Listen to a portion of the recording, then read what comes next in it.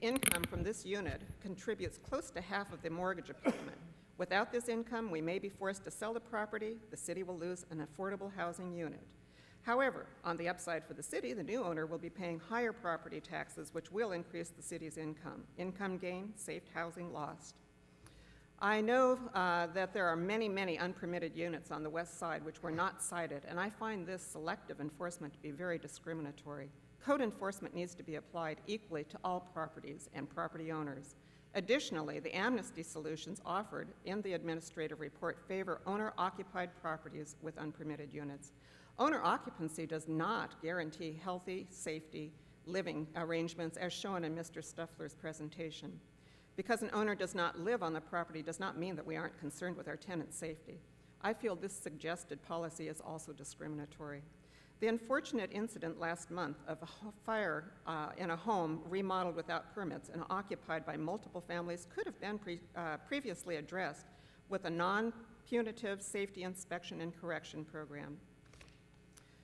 Laura, I'm sorry, can you conclude? Yeah, I'm concluding. The cost of cooperation is prohibitive. Code enforcement policies need to be updated to reflect today's current economic circumstances, a grandfathering amnesty policy, creating a non-punitive safety inspection and certification program involving concerned citizens, including code enforcement, needs to be established to assure safety. I urge this council to look at the larger picture of the city's affordable housing, at how your proactive code enforcement policies are affecting this housing, and at what is best for the community as a whole, including those with limited incomes. Thank you. Thank you. Denise Oliveros, followed by Donna Carver.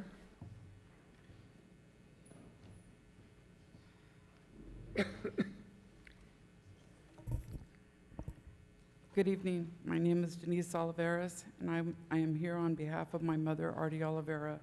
Her home is at 61 West Park Row Avenue. This property has been targeted for the proactive, retroactive code enforcement, and it is also within the boundaries of the downtown specific plan. The code violations in question are structures which have stood sturdy for over 48 years. My mom is 84 years old. She is deaf, and right now she is in the hospital with pneumonia. She was widowed 3 years ago when my father, Robert Olivera, passed away.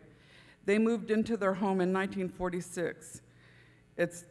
That's where my brother, my sister, and I were raised. My dad used to say, a man's home is his castle, and this is my castle. My dad worked very hard. My parents did the right thing. They saved for a rainy day. They paid their income taxes. They paid their property taxes. They donated to charities. They never asked for anything that wasn't rightfully theirs. All they wanted was to live out their lives with peace and dignity.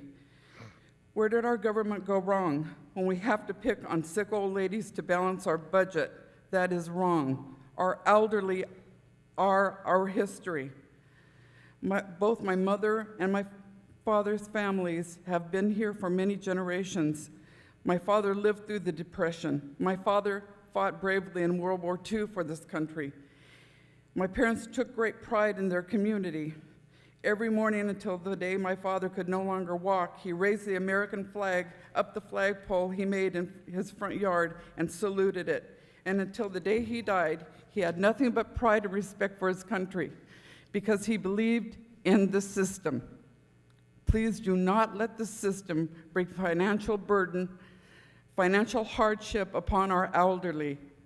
I ask you to do the right thing. My question is, who will fight for the elderly when they have no family to fight for them? Thank you, Denise. Madam Mayor. Excuse me. I'm going to ask you again to please, it's really good manners to not applaud. I'm sorry, but it's very hard for us to hear what's going on, and it's hard for us to hear each other. So. Well, thank you. I did want to ask a question of Denise, but clapping, you obviously didn't hear it, Madam Mayor. So Denise, could you come up? Does your mom have, is the rental property on the, on where she's living? Right now, my mom, since she's in the hospital with pneumonia, it's possible that she won't be able to go back to her home. It would take, she has 2 houses on one lot. On one parcel, there's 2 houses. They're old houses. It's down Are they a rental unit? Is the Uh, back a rental unit? Yes. And it takes everything she has off of those. It will take everything she has to pay for her in a convalescent or nursing home.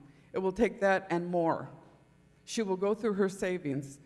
And if I might say, I don't know if when she's done paying all these for permits and improvements and penalties, am I allowed to put that on the application when I have to file for Medi-Cal for my mom? Because she's always been able to take care of herself.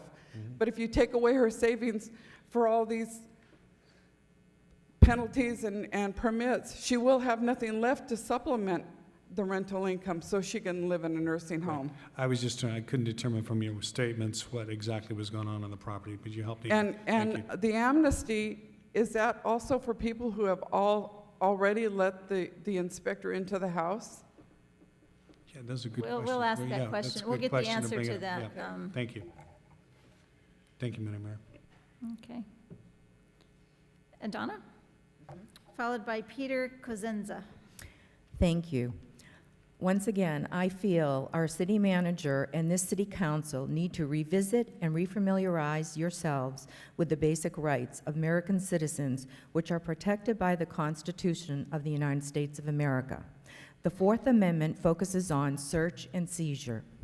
This still stands as part of our Constitution. It was ratified on December 15th, 1791. It reads, "The right of the people to be secure in their persons, houses, papers, and effect against unreasonable searches shall not be violated, and no warrant shall issue.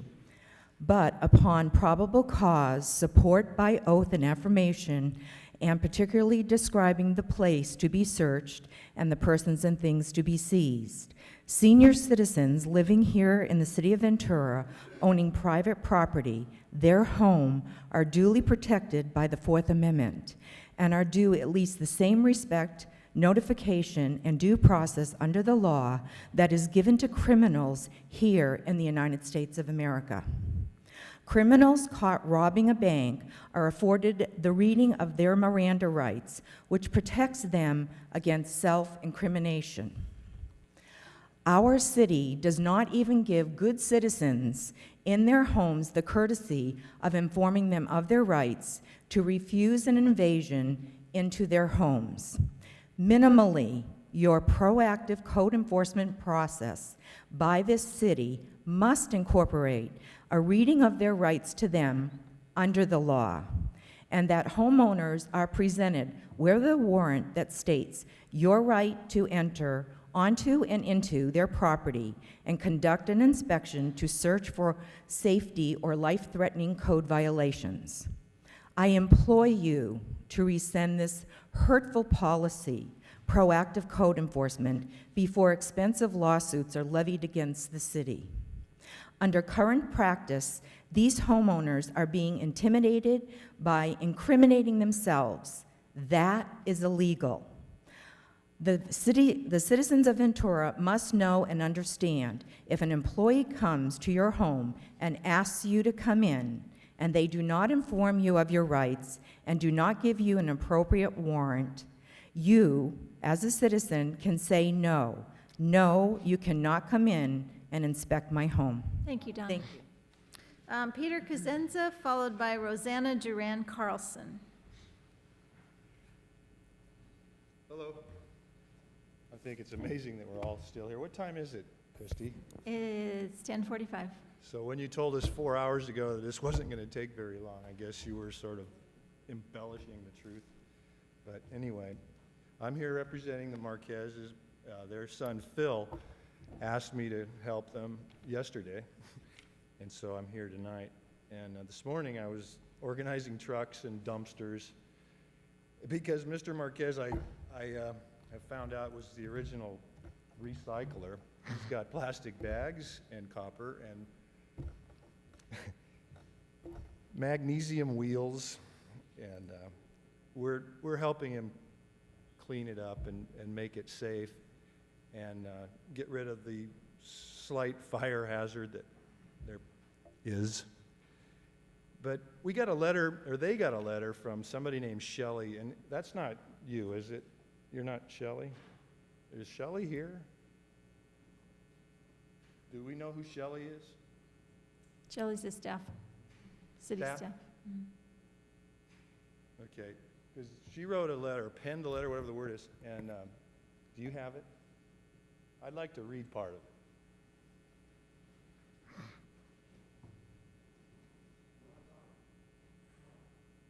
Well, how about if she fills out a card and, She was a little nervous earlier. we need her to fill out a card too. Angelina Marquez. Oh, you're next. Go ahead. Good evening, Mayor and City Councilman. My name is Angelina Marquez. I am 87 years old. My husband, Phil Marquez, is 94. We have lived in our home for over 60 years. I am here to speak out against the unfair enforcement measure you are taking on the avenue. My question to you is why you have waited so long after all these years. We have worked hard all our years, paid our taxes, volunteered in the community, and are hurting no one. We have one foot in the grave, as you can see, and we are in poor health. Now, with this added stress upon us, we are losing sleep. A letter that we received at home,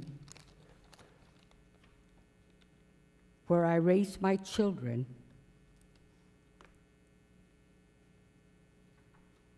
is considered a public nuisance.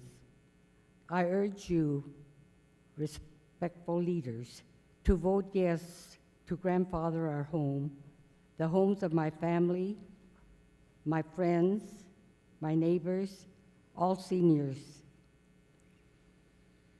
I would like to thank Councilmember Jim Monahan for truly helping the people on the avenue. Thank you. Thank you. Yes, you may.